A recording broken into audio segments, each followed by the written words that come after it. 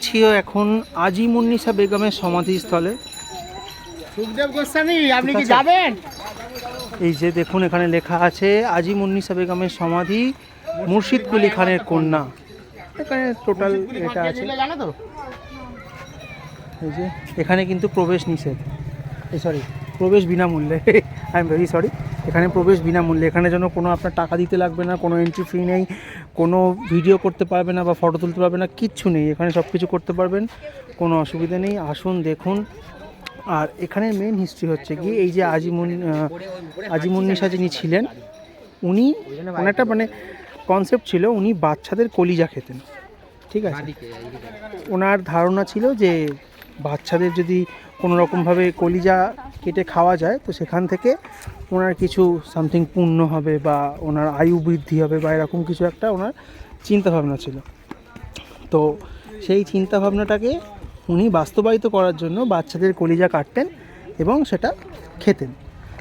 তো নবাব যখন জানতে পারে এই জিনিসটা, তখন ওনাকে জীবন্ত কবরে সমাধিস্থ করেন, ঠিক আছে। যত সম্ভব এইটা হচ্ছে ওনার জীবন্ত কবরের সমাধি। এই যে আপনারা দেখতে পাবেন, আমি ফোকাস করার চেষ্টা করছি। আর এটার ওপর থেকে মানুষরা হেঁটে যায়, কারণ ওনাকে বানানোই হয়েছিল এমনভাবে যাতে প্রত্যেকটা মানুষ ওনার কবরকে মারিয়ে ওপরে চলে যায়। তো এই হচ্ছে গিয়ে সেই জীবন্ত সমাধিস্থল। আবার আমরা বেরিয়ে এখান থেকে সিঁড়ি করে ওপরে উঠব।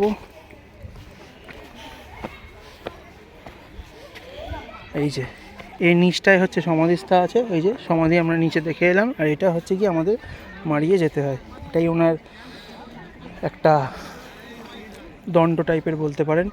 এখানে সুন্দর বাগান আছে, কিন্তু বাগানের মধ্যে প্রবেশ নিষেধ।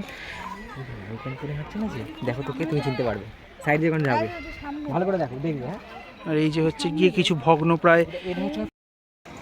আমরা এখন দাঁড়িয়ে আছি মুর্শিদাবাদের ফুটি মসজিদের সামনে। এটার নাম হচ্ছে ফুটি মসজিদ।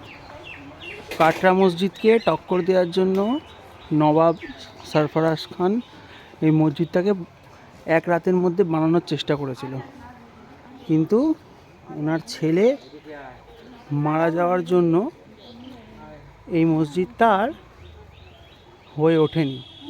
মসজিদটাও হয়ে ওঠেনি। আর এখানে আগে বড় বড় টাইলস, পাথর ফাথর সব লাগানো ছিল, কিন্তু সেগুলো এখন নেই, যে যার মতো খুলে নিয়ে চলে গেছে। শোনা যায় লোকের মুখে, বা তখনকার টাইমেও লোকের মুখে শোনা যায় যে ওনার ছেলের শুধু কাটা মাথাটা এই সামনে পড়েছিল।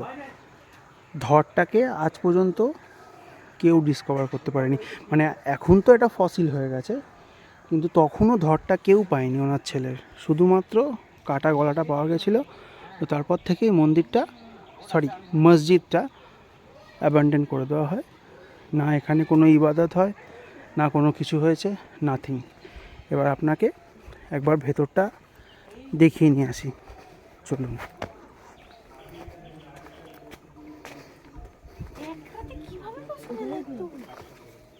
যেরকম এই যে হাজারদুয়ারি ইমামবাড়ি, যে এত বড় তীর বর্গা আছে, না এত লোক ছিল, না কিরান, না কোনো কিরান ছিল, সব বিজ্ঞানী পড়ে বই পড়ে পড়ে জিম পরি কবজা করে রাতারাতি তুলেছে ওইগুলো।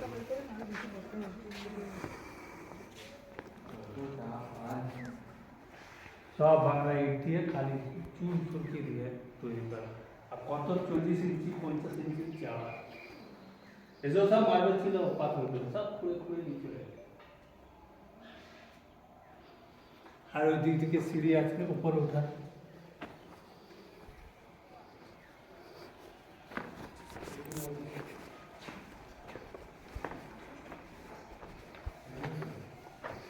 এই যে এখান দিয়ে ওপরে ওঠা যায় না?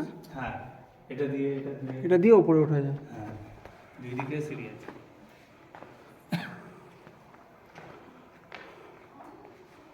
কোথা দিয়ে ওঠা যায়? এটা দিয়ে ওইদিকে সিঁড়ি আছে ওঠার জন্য।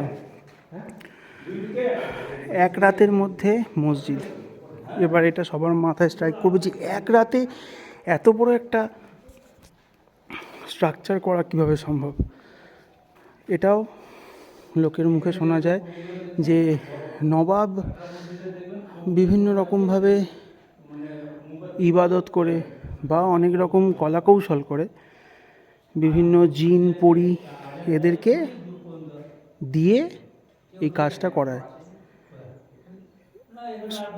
যারা কাজ করে, যারা মিস্ত্রি তারা তো ছিলই, তাদের সঙ্গে এই জিন পরি এরাও নাকি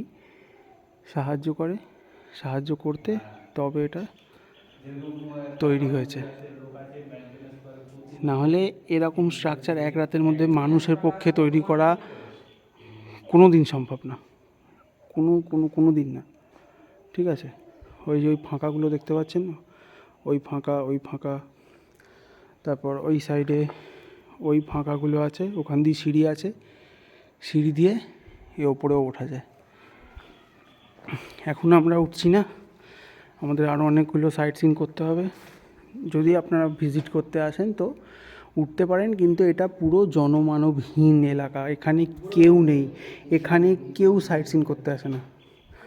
আমরা এসছি, কারণ অন্যান্য জায়গার ভিডিও আপনি দেখবেন সেখানে আপনি অনেক লোক পাবেন, এখানে কিন্তু একটা লোক নেই, এখানে কেউ নেই। শুধু আমরা এসছি, আমাদের টোটো কাকা এসছে, ব্যাস, আর কেউ নেই।